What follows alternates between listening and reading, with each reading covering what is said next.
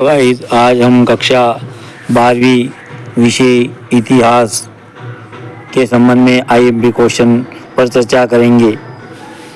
साथियों, वर्ष 2023-24 में महत्वपूर्ण प्रश्न इकाईवार तथा अंक सहित आपके सामने प्रस्तुत किए जा रहे हैं। ये आपके वर्ष 2000 की कक्षा 12वीं के इतिहास सब्जेक्ट में आपको महत्वपूर्ण सहयोग प्रदान करेंगे।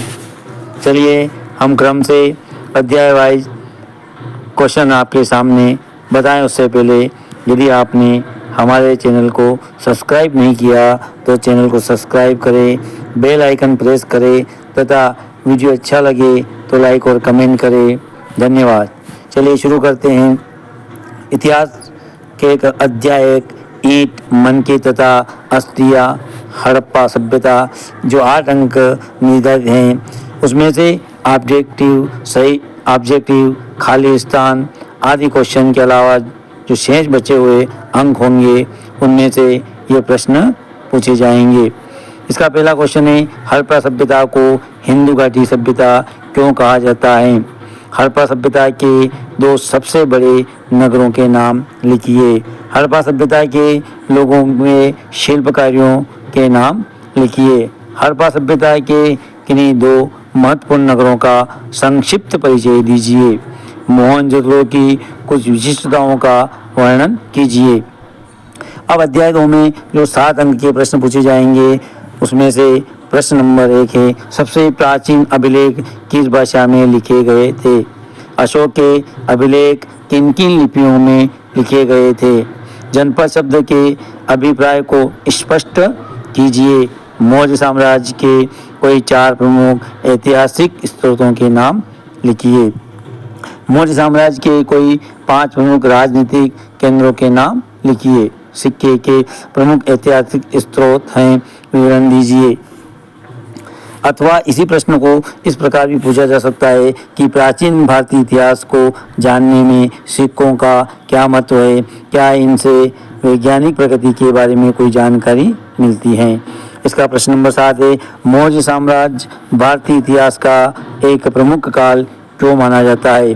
अध्याय 3 जो 5 अंक के निर्धारित हैं, बंधुत्व, जाति तथा वर्ग, आरंभिक समाज।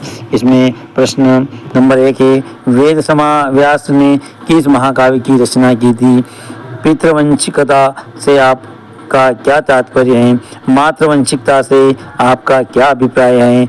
महाभारत के प्रमुख विषयों पर प्रकाश डालिए। स्पष्ट कीजिए कि विशिष्ट परिवारों में पितृवंशिकता क्यों महत्वपूर्ण रही होगी। अब अध्याय 4 में चलते हैं, जो 7 अंक का निर्धारित हैं, विचारक, विश्वास, इमारतें, सांस्कृतिक विकास। इसमें पहला क्वेश्चन है, जैन धर्म के त्रिरत्न कौन कौन से हैं? जैन धर्म के पंचव्रत के नाम लिखिए। धर्मचक्र प्रवर्तन से आप क्या समझते हैं? संक्षेप में लिखिए। बौद्ध धर्म और जैन धर्म की 2 समानताएं लिखिए। महावीर स्वामी का संक्षिप्त जीवन परिचय दीजिए। प्रश्न नंबर 6 है, जैन धर्म की महत्वपूर्ण शिक्षाओं को संक्षेप में लिखिए।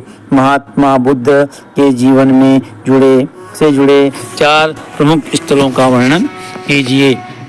स्तूप क्यों और कैसे बनाए जाते थे? अध्याय 5 में है, इसके अंतर्गत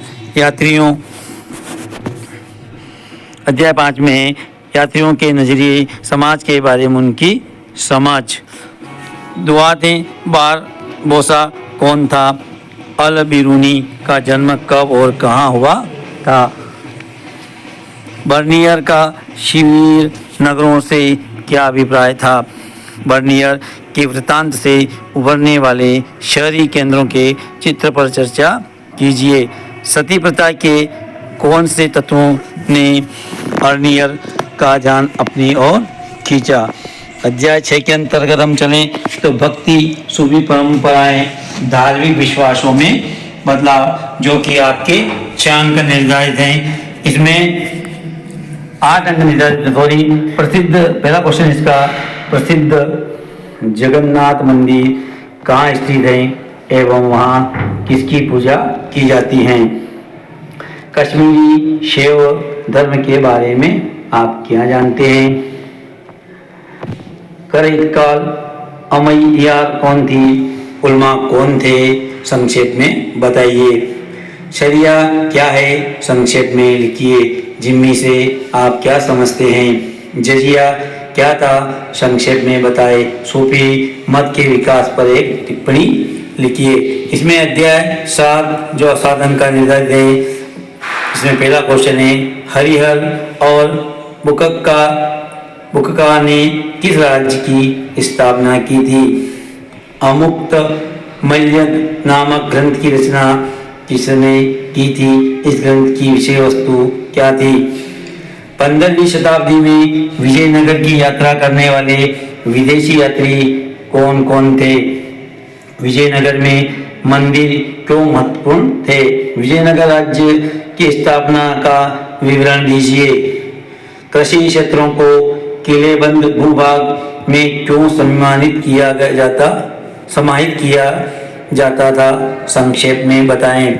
शहर को किलेबंद क्षेत्र में कृषि क्षेत्र में रखने के आपके विचार में क्या फायदे और नुकसान हैं।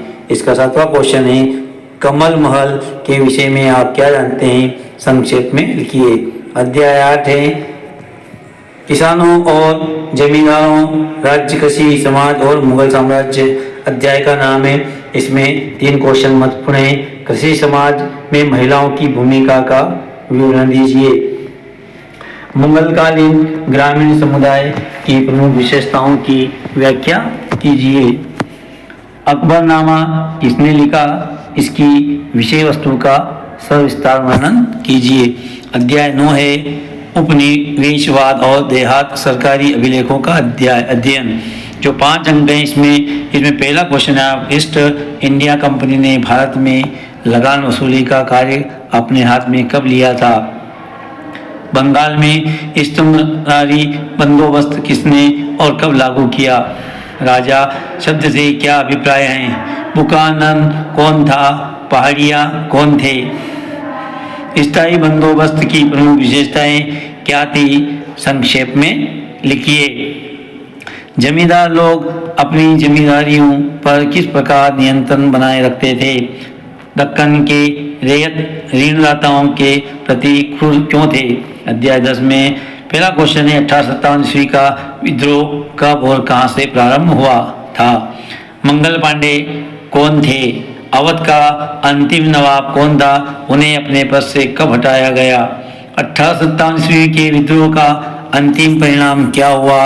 विद्रोहियों के बीच एकता स्थापित करने के लिए क्या तरीके अपनाए गए। इसमें प्रश्न नंबर 6 है 1857 ईस्वी के विद्रोह के सैनिक कारणों की विवेचना कीजिए। अध्याय 11 से जो 8 अंक के निर्धारित हैं। महात्मा गांधी राष्ट्रीय आंदोलन जो सविनय अवज्ञा और उससे आगे। महात्मा गांधी का जन्म कब और कहाँ हुआ था। भारतीय राष्ट्रीय आंदोलन में कौन से नेताओं को त्रिमूर्ति के नाम से जाना जाता है। गांधी जी ने चरखा के कौन कौन से लाभ बताए, कोई 2 लिखिए। गांधी जी ने नमक कर कानून का और कहाँ तोड़ा। महात्मा गांधी ने दांडी यात्रा कहाँ से और कब प्रारंभ की। क्रिप्स मिशन कब भारत आया, इसका क्या उद्देश्य था। भारत छोड़ो आंदोलन के दौरान महात्मा गांधी ने कौन सा नारा दिया था। 8वां क्वेश्चन इसका शाही भारतीय नौसेना ने कब और क्यों विद्रोह किया।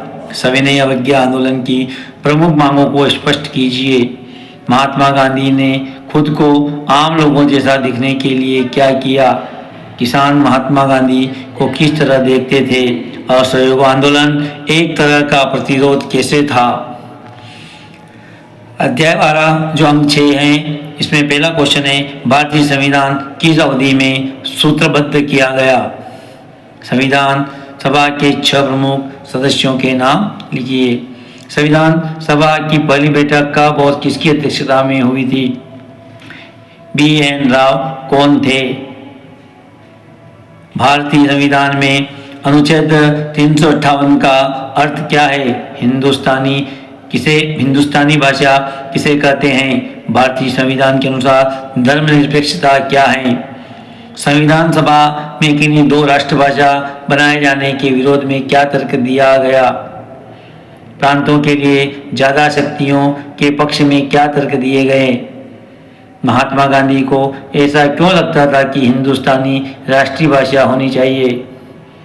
और क्वेश्चन 11वां इसका, संविधान सभा के उद्देश्य में किन आदर्शों पर जोर दिया गया है? इस प्रकार से ये अध्याय 12 है और जिसके अंक भी आपके सामने निर्धारित किए गए हैं। इसका अध्ययन कर आप इतिहास में अच्छे नंबरों से पास हो सकते हैं। ये क्वेश्चन है, इन्हीं अंकों में से आपके ऑब्जेक्टिव खाली स्थान आदि प्रश्न पूछे जाएंगे तथा शेष अंकों से क्वेश्चन आंसर पूछे जाएंगे जो महत्वपूर्ण क्वेश्चन आपके सामने दिए गए हैं। ये वीडियो आपको कैसा लगा हमें कमेंट में बताएं। वीडियो अच्छा लगा तो लाइक और शेयर करिए। साथ ही आपसे एक और निवेदन है कि आप चैनल को सब्सक्राइब करें। धन्यवाद।